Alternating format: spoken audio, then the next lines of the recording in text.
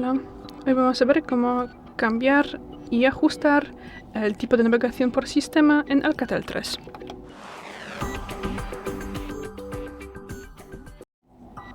Para esto pasamos a los ajustes, luego tendremos que acceder a la pestaña pantalla y aquí entramos en la segunda posición, barra de navegación.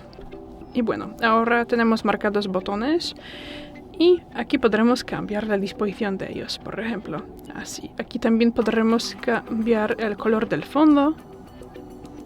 Y bueno, y si queremos activar los gestos, marcamos esta posición y tras eso aquí vamos a ver unas instrucciones breves de cómo usarlos. Y ya, es todo.